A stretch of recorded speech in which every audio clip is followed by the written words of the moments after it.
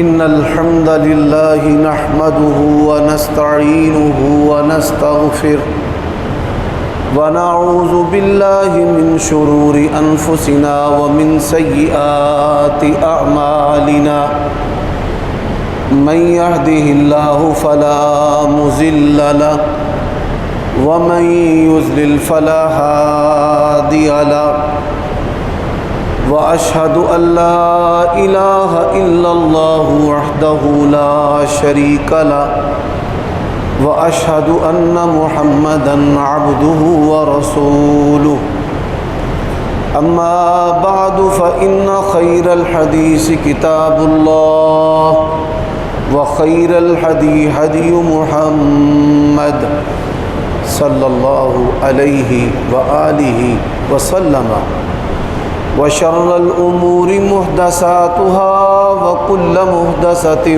بدعة وكل بدعة ضلالة وكل ضلالة في النار اللهم صل وسلم على نبينا محمد وبارك وسلم وصل عليه أعوذ بالله السميع العليم وبوجهه الكريم وسلطانه القديم من الشيطان الرجيم لن ينال الله لحومها ولا دماؤها ولكن يناله التقوى منكم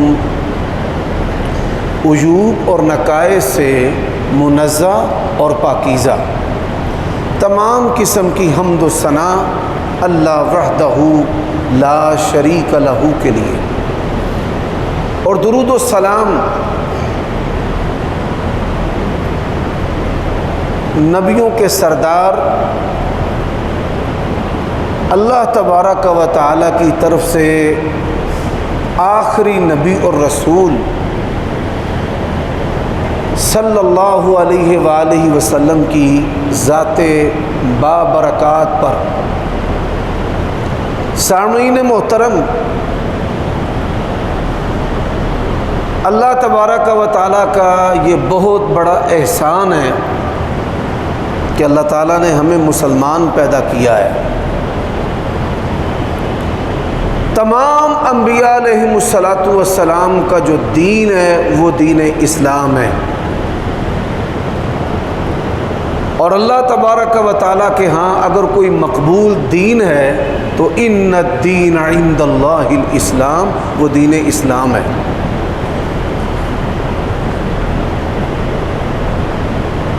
دین اسلام سے ہٹ کر کوئی بڑے سے بڑا عمل بھی کرے گا فَلَن يُقْبَلَ مِنْهُ، تو وہ عمل اس سے قبول نہیں ہوگا۔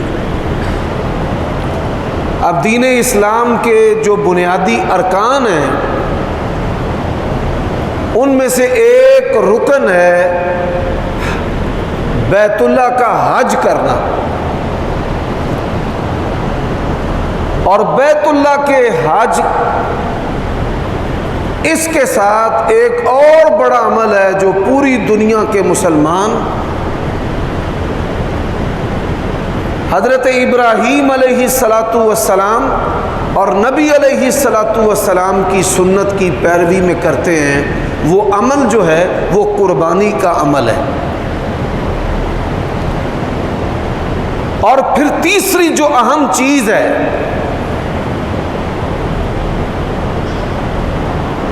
وہ حج والے مہینے کے پہلے 10 دن ہیں،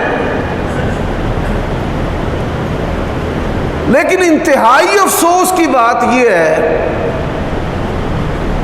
کہ امت مسلمہ کے اندر بعض لوگوں نے دنوں اور راتوں کو قبروں کے ساتھ جوڑا ہے، روحوں کے ساتھ جوڑا ہے۔ ان کا تو اہتمام کیا جاتا ہے، لیکن وہ دن اور وہ راتیں جن کا اہتمام نبی علیہ السلام اور صحابہ کرام نے کیا ہے، آج اس امت کی اکثریت نے اس کو بھلا دیا ہے۔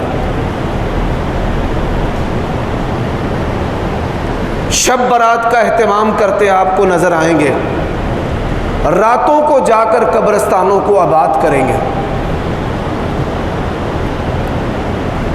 لیکن اس امت کے اندر بہت تھوڑے لوگ ہیں جو رمضان کی آخری جو 5 طاق راتیں ہیں ان کے قیام اور ان کی عبادت کا اہتمام کرتے ہیں، اور پھر اس سے بھی کم وہ لوگ ہیں جو حج والے مہینے کے پہلے عشرے کا عبادت اور اللہ تبارک و تعالیٰ کی خوشنودی کے ساتھ اس کے احکامات کو اور نبی علیہ الصلاۃ والسلام کے طریقوں کو اختیار کرنا، اس سے مسلمانوں کی امت کی اکثریت جو ہے وہ ناواقف ہے۔ میں بات کو ذرا آسان کر کے آپ کے سامنے رکھنا چاہتا ہوں۔ کوئی دن اور کوئی مہینہ منحوس نہیں ہے، لیکن ہفتے کے دنوں میں 2 دنوں کو برتری حاصل ہے، ایک سوموار کا دن ہے اور ایک جمعرات کا دن ہے۔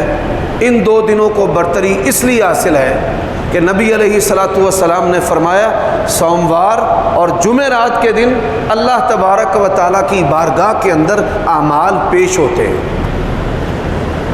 اور میں یہ پسند کرتا ہوں کہ جب میرے اعمال اللہ تعالیٰ کی بارگاہ میں پیش ہوں تو میرا روزہ ہو۔ اسی وجہ سے نبی علیہ الصلاۃ والسلام سوموار اور جمعرات کے روزے کا اہتمام کرتے تھے۔ لیکن ہفتے کے جتنے بھی دن ہیں بشمول سوموار اور جمعرات کے، آپ صلی اللہ علیہ وآلہ وسلم نے فرمایا کہ تمام دنوں میں سے سب سے افضل دن اللہ کے ہاں جمعے کا دن ہے۔ جمعے کے دن کو سوموار اور جمعرات پر بھی برتری حاصل ہے۔ یہی وجہ ہے کہ آپ صلی اللہ علیہ وآلہ وسلم نے اس کو مسلمانوں کے لیے عید قرار دیا ہے۔ یہی وجہ ہے کہ آپ صلی اللہ علیہ وآلہ وسلم نے جمعے کے دن کا روزہ جو ہے اس کو ممنوع قرار دیا ہے، اور یہی وجہ ہے کہ عام دنوں میں سے جمعے کے دن جو ہے آپ صلی اللہ علیہ وسلم نے غسل کرنے کا اور بہترین لباس پہننے کا، پھر جمعے کے اندر حاضر ہونے کا، اور پھر اس کی فضیلت کیا ہے کہ نبی علیہ الصلاۃ والسلام نے فرمایا انسان جو ہے وہ بر وقت جمعہ ادا کرتا ہے، اللہ تبارک و تعالیٰ اس کے 1 ہفتے کے گناہ معاف کر دیتا ہے۔ الجمعۃ الی الجمعہ کفارہ۔ اور یہی وجہ ہے کہ آپ صلی اللہ علیہ وآلہ وسلم نے فرمایا کہ جمعے کے دن ایسی گھڑی ہے انسان جو ہے وہ اللہ تبارک و تعالیٰ سے جو بھی مانگتا ہے اللہ تبارک و تعالیٰ اس کی دعا کو قبول کرتا ہے۔ ہم میں سے کتنے لوگ ہیں کہ جو نماز جمعہ کے بعد سے لے کر غروب آفتاب تک اس گھڑی کو تلاش کرے اور اس کے اندر اپنی جو خواہشات اور ضروریات ہیں وہ اللہ کے سامنے رکھیں۔ حضرات، سال کے مہینوں میں سے رمضان کا مہینہ بہتر ہے، راتوں میں سے رمضان کی 5 راتیں بہتر ہیں، لیکن آپ یہ سن کر حیران ہوں گے کہ 1 محرم سے لے کر آخر ذی الحجہ یعنی حج کے مہینے کا جو آخری دن ہے، نبی علیہ الصلاۃ والسلام نے فرمایا ما من ایام عند اللہ والعمل فیہن، جتنے بھی دن ہیں سال کے اور ان دنوں کا کوئی بھی عمل اللہ کے ہاں اتنا افضل نہیں ہے جتنا افضل یہ حج کے مہینے کے پہلے 10 دن۔ اللہ تعالیٰ نے ان 10 دنوں کی قرآن مجید کے اندر قسم اٹھائی ہے، والفجر ولیال عشر والشفع والوتر۔ تو اللہ تبارک و تعالیٰ نے ان 10 دنوں کی جو قسم اٹھائی ہے اس کی اہمیت کو نمایاں کرنے کے لیے، اجاگر کرنے کے لیے۔ اچھا، یہ جو دن ہے آج کے دن سے 2 دن کے بعد یہ آخری جو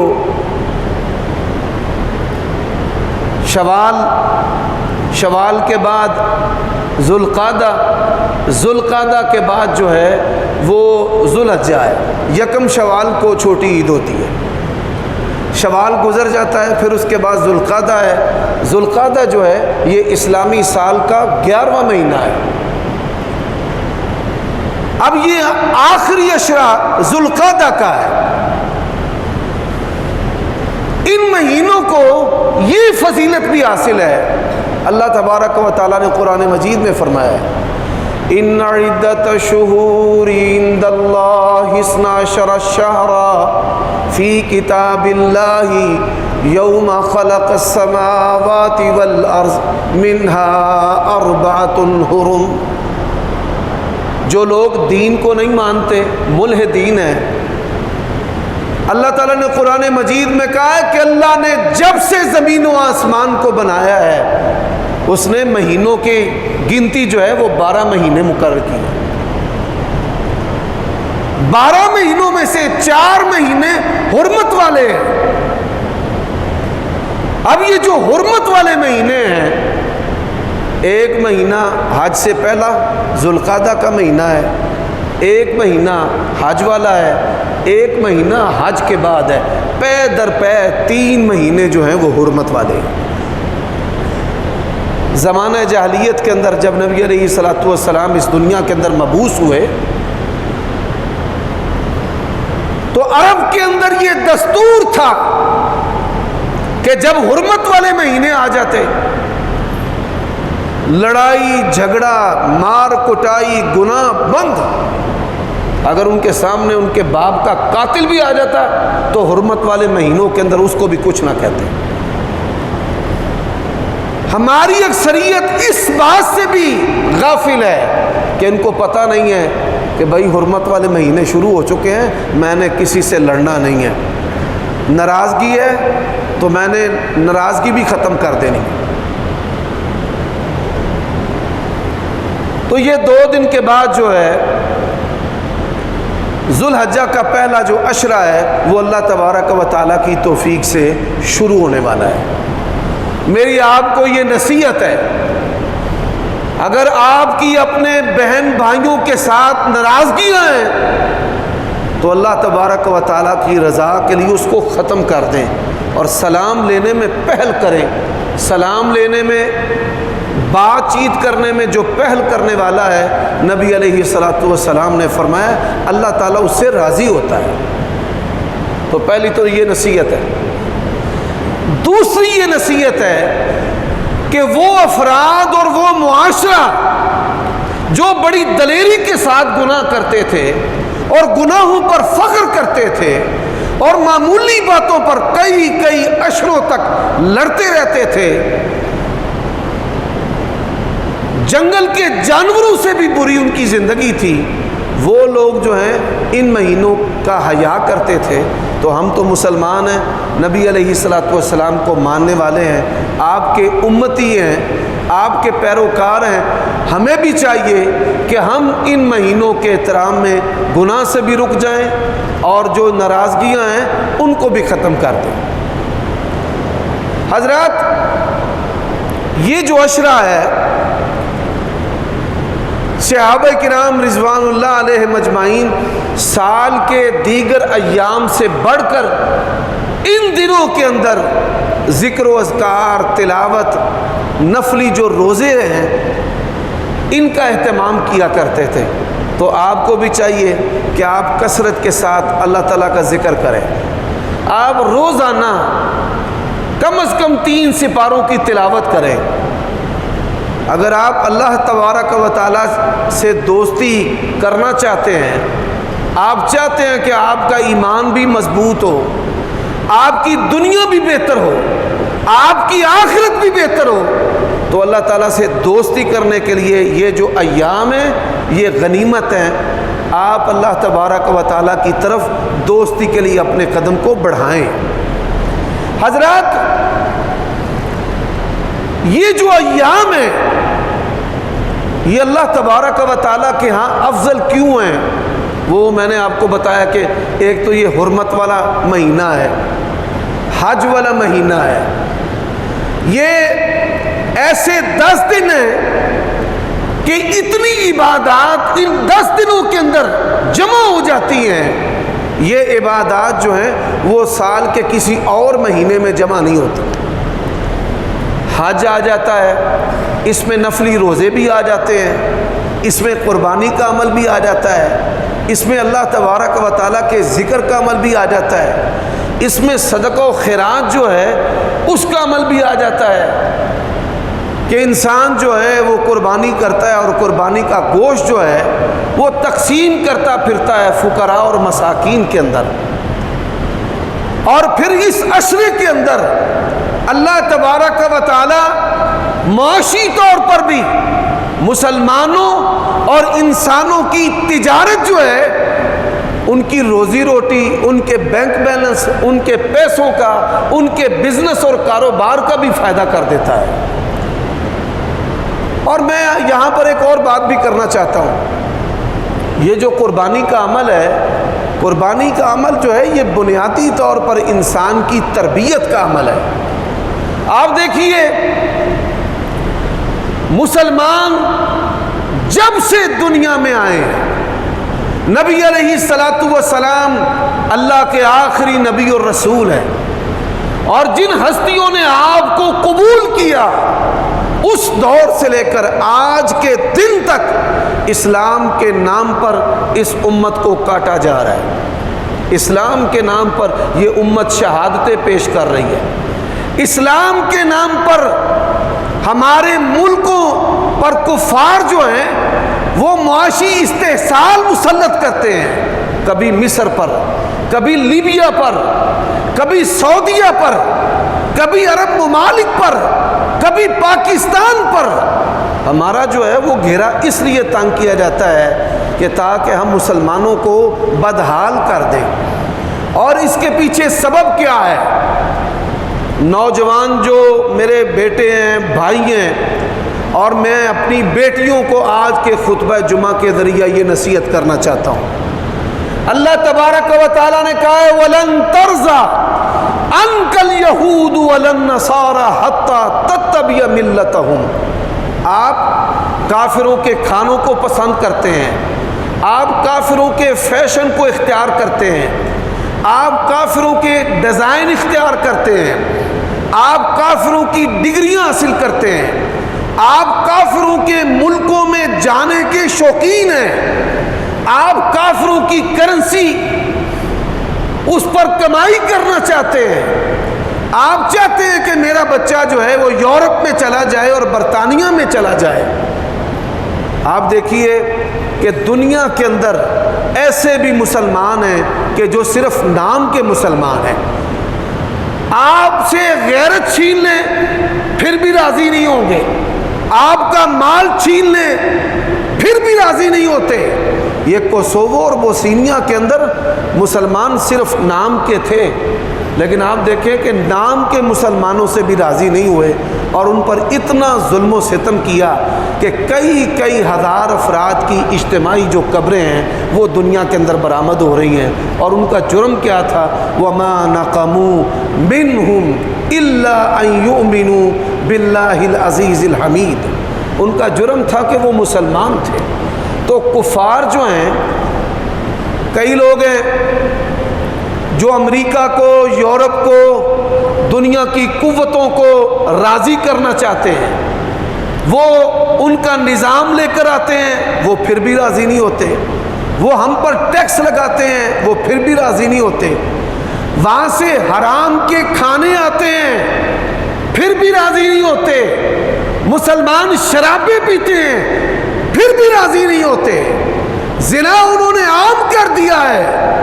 ہمارے کالجوں اور یونیورسٹیوں کے اندر جتنی اوریانی اور بے حیائی اور فحاشی ہو رہی ہے، اللہ کی قسم ہے چکلوں کو بھی ان یونیورسٹیوں نے پیچھے چھوڑ دیا ہے۔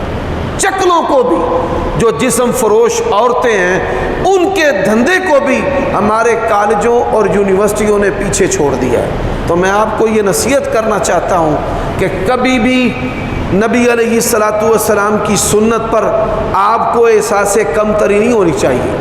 اللہ کی قسم اٹھا کر کہتا ہوں، کئی ملکوں کا سفر کیا ہے، آج تک اپنی سلوار پر احساس کمتری نہیں کہ میرا ٹخنا ننگا ہے۔ میں نے دیکھا ہے بڑے بڑے مولویوں کو کہ وہ اپنی سلواروں کو نیچے گرا دیتے ہیں، اپنی ٹوپیاں سروں سے اتار لیتے ہیں، اپنی داڑھیوں کو چڑھا لیتے ہیں، اپنی داڑھیوں کو منڈوا دیتے ہیں۔ دنیا کے لیے دین ان کی اولادوں پر نام و نشان بھی نظر نہیں آتا۔ اللہ نے قرآن مجید میں کہا ہے ان تنصروا اللہ ینصرکم، اگر تم اللہ کی مدد کرو گے اللہ تبارک و تعالیٰ تمہاری مدد کرے گا۔ کہیں پر بھی اس داڑھی کی وجہ سے کبھی کوئی آزمائش اور کبھی احساس کمتری اللہ کی توفیق سے نہیں۔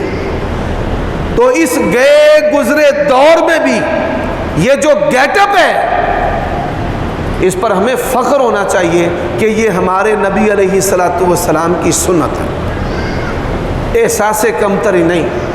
آپ ان کی جتنی مرضی نقلیں اتارتے جائیں وہ کبھی بھی آپ سے راضی نہیں ہوں گے۔ آپ اپنے نبی کے فیشن کو اختیار کریں۔ اس کائنات میں سب سے بڑھ کر اگر کوئی خوبصورت ہے تو رسول اللہ صلی اللہ علیہ وسلم خوبصورت ہے۔ آج آپ یہ سن کر حیران ہوں گے، بڑے بڑے بے دین جو گھرانے ہیں ان کی بچیوں نے پردے کرنے شروع کر دیے ہیں۔ جب لوگوں نے دیکھا ہے کہ بے پرد بچیوں کے رشتے نہیں ہوتے، فتنے پیدا ہوتے ہیں، تو انہوں نے اپنے بچیوں کے رشتے کے لیے اپنی بچیوں کو پردے جو ہیں وہ کروانے شروع کر دیے۔ بڑے بڑے لوگ جو دین سے کوسوں دور ہیں، نسلوں دور ہیں، آج انہوں نے اپنے بچے کو داڑھیاں رکھوانی شروع کر دی ہیں کہ ہمارے بچوں کی جو جوانیاں ہیں وہ اس سنت کے بغیر بچ نہیں سکتی۔ تو میں یہ نصیحت کرنا چاہتا ہوں کہ آپ کو کبھی بھی نبی علیہ الصلوۃ والسلام کی سنت پر عمل کرتے ہوئے اپنے آپ کو کم تر محسوس نہیں کرنا چاہیے، بلکہ آپ کو اپنے آپ کو اللہ کا شکر ادا کرتے ہوئے کافروں سے جو ننگے اور گندے ہیں ان سے اللہ تعالیٰ نے آپ کو بہتر سنت اور طریقہ اور سلیقہ اختیار کیا ہے۔ حضرات، تو یہ حج اور قربانی اور یہ جو دن ہے، ہمارا رب چاہتا کیا ہے کہ اللہ تعالیٰ نے جس مقصد کے لیے ہمیں پیدا کیا ہے ہم اس مقصد کو پورا کریں۔ وہ مقصد کیا ہے کہ اللہ تعالیٰ نے ہمیں اپنی بندگی کے لیے پیدا کیا ہے۔ میرے بھائیوں، اللہ تبارک و تعالیٰ نے رزق کا ذمہ اپنے اوپر لیا ہے، شیطان نے ہمیں جانسا دیا ہے، اور رزق جو ہے ہم سمجھتے ہیں کہ اس کا ذمہ ہمارے اوپر ہے، اور پھر اللہ تعالیٰ کی جو عبادت ہے اس کے بارے میں اللہ بڑا غفور رحیم ہے، جی اللہ معاف کر دے گا۔ یہ بات یاد رکھیں، دنیا کے اندر کوئی ایسی چیز جو کسی مقصد کے لیے بنائی گئی ہو اور وہ اپنے مقصد کو پورا نہ کرے، لوگ اسے بیچ دیتے ہیں، توڑ دیتے ہیں، ردی کر کے چھوڑ دیتے ہیں۔ اللہ تعالیٰ نے ہمیں اپنے عبادت کے لیے بنایا ہے، ہم اس مقصد کو پورا نہیں کرتے، لیکن ہمارا رب ہمارے اوپر اتنا مہربان ہے پھر بھی اس نے ہمیں چھوڑا نہیں۔ آپ کا موبائل فون اگر کام نہ کرے، یہ کالنگ کے لیے بنا ہے، آپ اس کو بیچ دیں گے، توڑ دیں گے، رکھ چھوڑیں گے، بچوں کا کھلونا بنا دیں گے، لیکن ہم اپنے ایسے پیارے نبی کی امت ہیں، ہزارہا کوتاہیوں کے باوجود ہمارے رب نے ہمیں چھوڑا نہیں ہے، ہماری برابر ضروریات کو وہ پورا کر رہا ہے۔ تو اللہ کے بندو، جن لوگوں نے حج اور عمرہ کرنے میں کوتاہی کر رکھی ہے، اللہ کے لیے اس کوتاہی کو چھوڑ دو۔ اللہ تعالیٰ نے تمہیں مال دیا ہے، پیارے نبی نے کہا ہے کہ حج اور عمرے کرنے سے اللہ تعالیٰ مال جو ہے اس کو بڑھاتا ہے، بندے کے فقر کو ختم کرتا ہے۔ سلف صالحین، ان کے اندر کتنی حرص تھی۔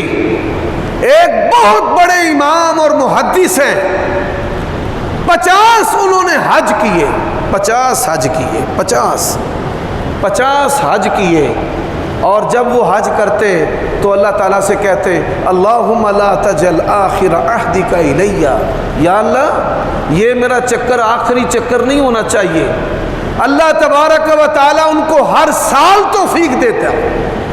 شاگرد بیان کرتے ہیں کہ میں نے ان کی دعاؤں کو سنا تو اللہ کی شان کہ دعائیں کرتے کرتے جو دعا کرتے تھے نا کہ یا اللہ مجھے آئندہ سال بھی بلانا، یہ کلمات ان کی زبان سے نکلے نہیں، اور پھر اللہ تبارک و تعالیٰ کی شان یہ ہے کہ آئندہ سال حج آنے سے پہلے وہ اللہ تعالیٰ کی بارگاہ میں پیش ہو گئے اور دنیا سے چلے گئے۔ میں آپ کو اپنے ایک سفر حج کا واقعہ سناتا ہوں۔ میں یوم النحر والے دن جمرہ عقبہ کو کنکریاں مار کر سر جو ہے وہ مڈانے لگا تو ایک مکے کا باسی، اس کی عمر جو ہے وہ تقریباً 22 سال تھی، مجھے کہنے لگا کہ مجھے مونڈ دو گے میرا سر؟ میں نے کہا ٹھیک ہے، تو میں نے اس کی ٹینڈ کر دی، پھر اس نے میری ٹینڈ کر دی۔ میں نے اسے کہا کہ کتنے حج کیے ہیں؟ یہ تیرا پہلا حج ہے؟ اس نے کہا اللہ ہی جانتا ہے کون سا حج ہے۔ اس کا مطلب یہ ہے کہ اللہ کو پتہ ہے۔ میں نے پھر بھی اس سے اصرار کیا تو اس نے کہا جتنی میری عمر کے سال ہیں اتنے ہی میرے حج ہیں۔ 10 سال تک میرے ماں باپ نے مجھے حج کروایا، جننے سے لے کر پہلے سال سے 10 سال تک، اور پھر جب میری عمر 10 سال ہو گئی تو میرے ماں باپ نے کہا اب تو بڑا پھرتیلا ہے، چل اب خود ہی اکیلے حج کیا کر۔ تو اللہ تعالیٰ کی توفیق سے جتنی میری عمر کے سال ہیں، اگر 22 سال ہیں تو اللہ تعالیٰ نے مجھے یہ 22واں حج کرنے کی توفیق دی۔ یہ عبادت جو ہے یہ انسان کی اصلاح کی سب سے مؤثر ترین عبادت ہے۔ میں نے آپ کو گزشتہ خطبہ جمعہ میں بتایا تھا کہ نماز اور حج 2 ایسی عبادات ہیں جو انسان کے دل دماغ کو تبدیل کر کے رکھ دیتی ہیں۔ لیکن میں یہاں پر ایک بات یہ بھی کرنا چاہتا ہوں، یہاں پر کیا علامت ہے کہ نماز قبول ہے یا نہیں ہے، حج قبول ہے یا نہیں ہے؟ لوگ حج کر کے آتے ہیں، ان کے دل سخت ہو جاتے ہیں، ان کی مال کی ہوس بڑھ جاتی ہے، وہ اپنے حج کو دنیا کمانے کے لیے استعمال کرتے ہیں۔ ان کی دکانوں پر اور ان کی تعارف کے لیے جو کارڈ ہوتے ہیں اس کے اوپر وہ لکھوا دیتے ہیں حاجی اور الحاج، اور مقصد کیا ہوتا ہے کہ لوگ ہمارے اوپر اعتبار کریں اور ہم اس لفظ کی آڑ کے اندر مال کماتے جائیں، دنیا کا کام کرتے جائیں۔ میں یہاں پر ایک بات آپ کو بتا دوں، نبی علیہ السلام جمعے کے دن 2 سورتیں پڑھتے تھے۔ جو لوگ یہاں پر مستقل خطبہ جمعہ پڑھتے ہیں میں آپ کو نصیحت کرتا ہوں، سورت سجدہ اور سورت الدہر ان دونوں کا ترجمہ پڑھا کرو بار بار۔ کیا وجہ ہے اللہ کے نبی ہر جمعے کو یہ 2 سورتیں کیوں پڑھتے تھے؟ کیا سبب ہے؟ وجہ کیا ہے؟ صحابہ کرام عربی تھے، نبی علیہ السلام سید العربی والعجم، وہ سمجھتے تھے کہ رسول اللہ کیا کہہ رہے ہیں، ان 2 صورتوں کے اندر ہمارے لیے کیا سبق اور کیا نصیحت ہے۔ حضرات ایک ایک آیت کریمہ اور اس کا ایک ایک جملہ ہمارے اندر موتیوں کی طرح نصیحتیں اور اسباق اور ہدایت جو ہے وہ لیے ہوئے ہیں۔ ایک آیت کریمہ ہے لا نرید منکم جزاء ولا شکورا، کہ جو ایمان والے ہیں نا جب وہ کوئی نیکی کرتے ہیں تو نیکی کرنے کے بعد شکریہ بھی نہیں چاہتے، نیکی کرنے کے بعد یہ بھی نہیں چاہتے کہ کوئی ہمیں بدلہ دے، دعا دے۔ کئی لوگ ہیں نا علماء سے حسن سلوک کرتے ہیں اور کہتے ہیں جی دعا دے، اور بھائی نیکی کرنی ہے، سب سے رب کے پسندیدہ وہ بندے ہیں جو بندوں کو نہیں کہتے کہ ہمیں دعا دو اور ہمیں بدلہ دو۔ سن لو، اللہ تعالیٰ کی توفیق سے ولا حول ولا قوت الا باللہ، میں نے اپنے اساتذہ کو، اپنے بڑوں کو، اپنے استاد حافظ عبد المنان نور پوری رحمہ اللہ، ان جیسے جو اجلہ کبار علماء ہیں، میں نے ان سے سیکھا ہے۔ اور سیکھا کیا ہے؟ آج تک کبھی اپنے یہ جو منصب ہے منبر اور مصلح، اس کے عوض میں دنیا کی کوئی چیز نہیں لی کہ مولوی صاحب ہیں تو رعایت کر دیں، مولوی صاحب ہیں تو چھوڑ دیں، مولوی صاحب ہیں تو لائن میں لگنے کی ضرورت نہیں ہے، مولوی صاحب ہیں تو پیسے دے دیں، مولوی صاحب ہے تو آپ ان کو ایکسٹرا عزت دے دیں۔ یہ بات یاد رکھیں کہ جب آپ اللہ کی بارگاہ میں پیش ہوں گے اور آپ کا رب آپ کو کیا کہے گا کہ تو نے دنیا میں منبر اور مصلی کے فوائد دنیا کی مال کی صورت میں، رعایت کی صورت میں، شکریہ کی صورت میں، عزت کی صورت میں لے لیے ہیں، آج تیرے لیے میری بارگاہ میں کچھ بھی نہیں ہے۔ تو ہم گھاٹا کرنے کے لیے تیار نہیں ہیں کہ ہم اپنے اس دین والے نبیوں والے منصب کے عوض میں دنیا کی چیزیں جو ہیں وہ لیتے رہیں۔ تو جو اللہ والے ہیں وہ کیا کہتے ہیں؟ لا نرید منکم جزاء ولا شکورا، بھائی ہم تم سے شکریہ بھی نہیں چاہتے۔ بلکہ صحابہ کرام کیا کرتے تھے؟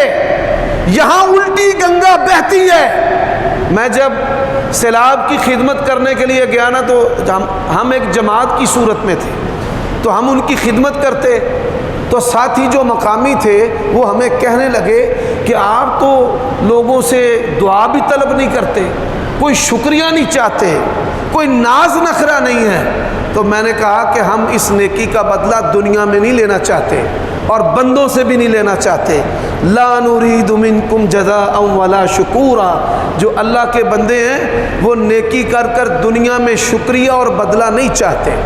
حضرات، تو یہ جو عشرہ ہے، یہ عشرہ جو ہے، یہ آپ اس کے ساتھ اپنی اخلاقی تربیت کریں، اپنی عادات کو سنواریں، اور عادات کے سنوارنے میں سے ایک عمل یہ بھی ہے کہ آپ کسی سے نیکی کریں تو نیکی کر کے بدلہ کس سے چاہنا ہے؟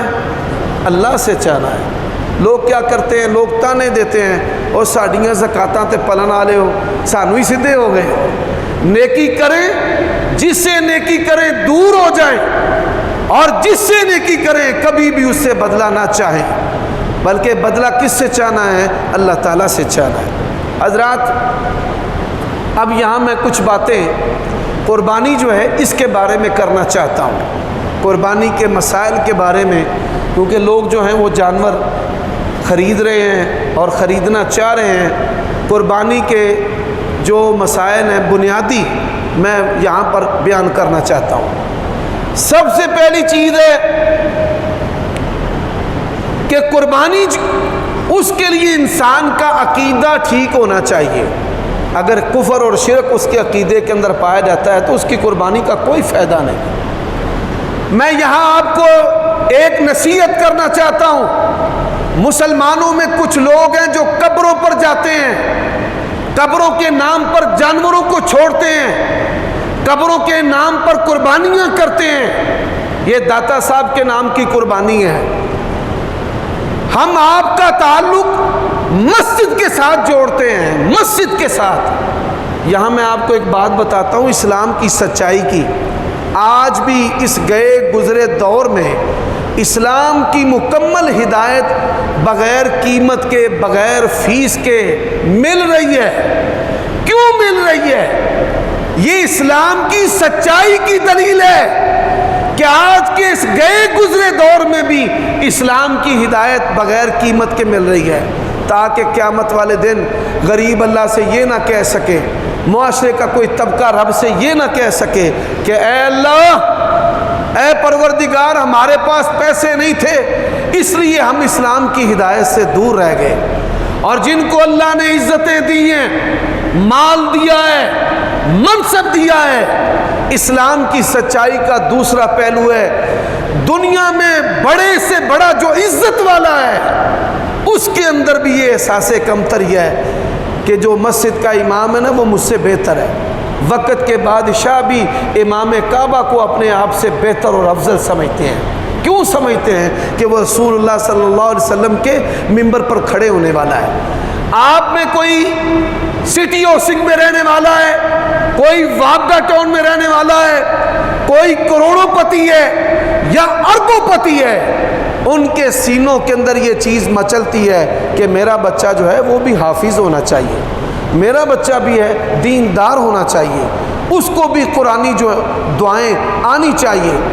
حضرات، بڑے بڑے بے دین جو بندے ہیں دنیا میں، شراب اور شباب کے ذریعہ شہرت اور بظاہر عزت پانے والے بھی، ایک وقت آتا ہے کہ جب دنیا کی تمام لذتیں ان سے منہ موڑ لیتی ہیں، وہ پھر حج کے لیے چلے جاتے ہیں، عمرے کے لیے چلے جاتے ہیں، اور پھر وہ دین کے رنگ کے اندر سکون جو ہے وہ تلاش کرنا شروع کر دیتے ہیں۔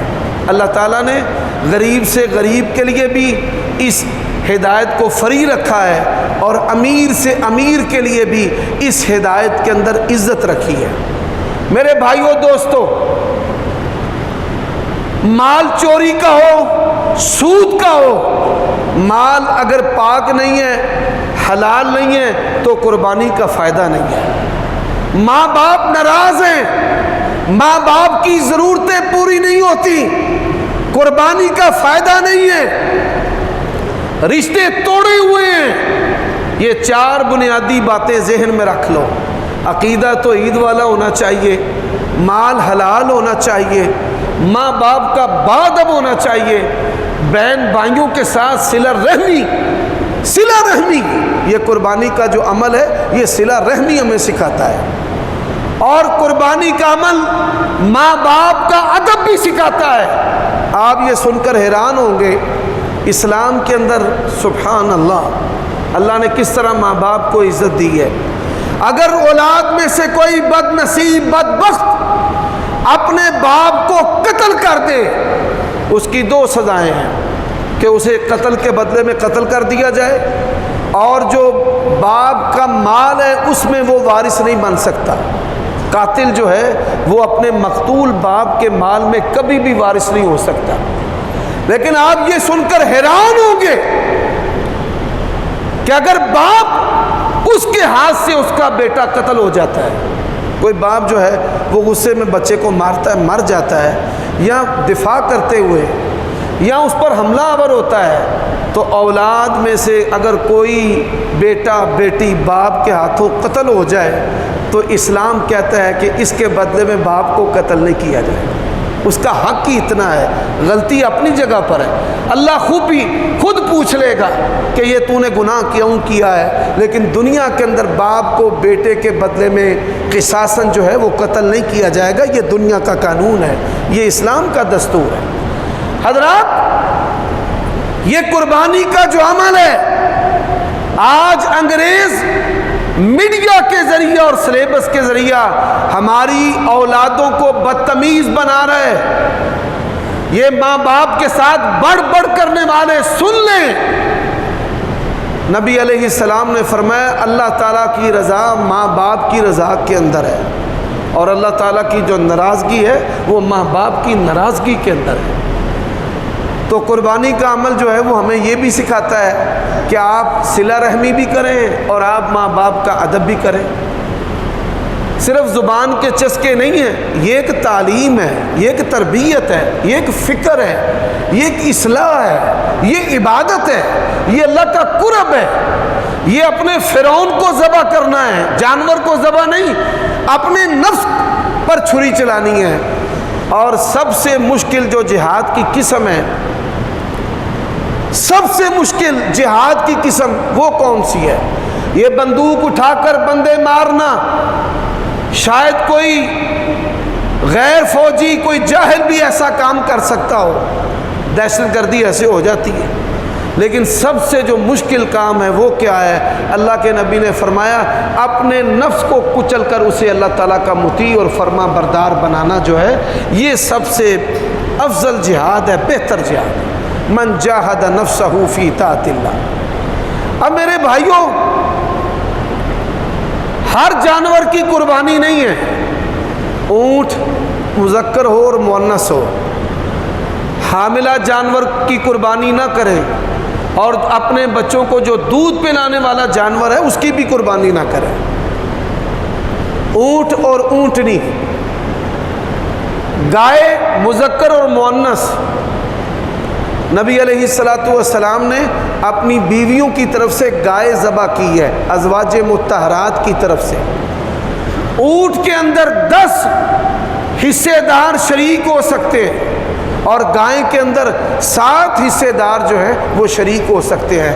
1.5، 1.25، 2.5 ایسے حصے نہیں ہوتے، 1 ہے، 2 ہے، 3 ہے، 1 کے 4 ہو، 1 کے 3 ہو، اس طرح حصے ہو سکتے ہیں۔ 1.25، 2.5، 2.5 اس طرح کے حصے نہیں ہوتے۔ اسی طرح جو بکرا اور بکرے کی جتنی بھی اجناس ہیں، وہ سندھی ہو، وہ پہاڑی ہو، وہ ٹیڈی ہو، وہ دیسی ہو، وہ دوگلے ہو، کوئی بھی قسم ہے بکرے کی، آپ اس کی بھی قربانی کر سکتے ہیں۔ اسی طرح جو چھترا ہے،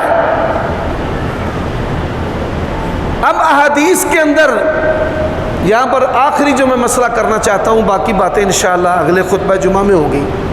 نبی علیہ السلام نے کتنی قربانیاں کی ہیں، آپ دیکھیں یہ جو بے دین ہوتے ہیں نا، دین بیزار، جب قربانی آتی ہے نا، ان کی چیخیں اور ان کی بھڑاس جو ہے وہ سننے اور دیکھنے والی ہوتی ہے، یعنی قربانی سے ان کو بڑی تکلیف ہوتی ہے۔ حضرات، چھترا جو ہے، نبی علیہ السلام نے جو چھترا ذبح کیا تھا، اس کی نشانیاں کیا ہیں؟ اس کے سینگ تھے، اور وہ سینگ مڑے ہوئے تھے، جیسے بھینس کے سینگ مڑے ہوتے ہیں نا، مڑے ہوئے سینگوں والا وہ چھترا تھا۔ اس کا جو منہ تھا، جہاں سے وہ کھاتا تھا، وہ کالے رنگ کا تھا۔ اس کی آنکھوں کے گرد جو حلقے تھے وہ بھی کالے رنگ کے تھے، اور جو اس کے کھر تھے، چاروں کھر، وہ بھی کالے رنگ کے تھے۔ یہ جو جانور ہے، یہ نبی علیہ السلام نے ذبح کیا تھا۔ حضرات، ہر گھرانے پر ایک قربانی ہے، ایک قربانی جو ہے وہ ایک گھرانے کی طرف سے ادا ہو جائے گی۔ اور گھرانے سے کیا مراد ہے؟ بھائی جن کی ہانڈی روٹی ایک ہے، جو اکٹھے رہتے ہیں، ایک جانور بھی اگر وہ قربان کریں گے تو ان کی طرف سے قربانی جو ہے وہ ادا ہو جائے گی۔ جو بندہ غفلت کرتے ہوئے قربانی نہ کرے، اللہ کے نبی نے فرمایا لا یقربن مصلانا، اسے کیا ضرورت ہے نماز عید پڑھنے کی، وہ ہمارے قریب بھی نہ پھٹکے۔ بھائی تجھے رب نے اتنا مال دیا ہے، سارے دنیا کے کھیکن کرتا ہے، قربانی کی طرف قربانی کرتے ہوئے کئی بندوں کا دل جو ہے وہ تنگ ہو جاتا ہے۔ تو اللہ تعالیٰ سے دعا ہے، اللہ تعالیٰ ہمیں سنت کے مطابق یہ دن، یہ ایام، یہ عمل جو ہے کرنے کی توفیق عطا فرمائے۔ وآخر دعوانا ان الحمد للہ رب العالمین۔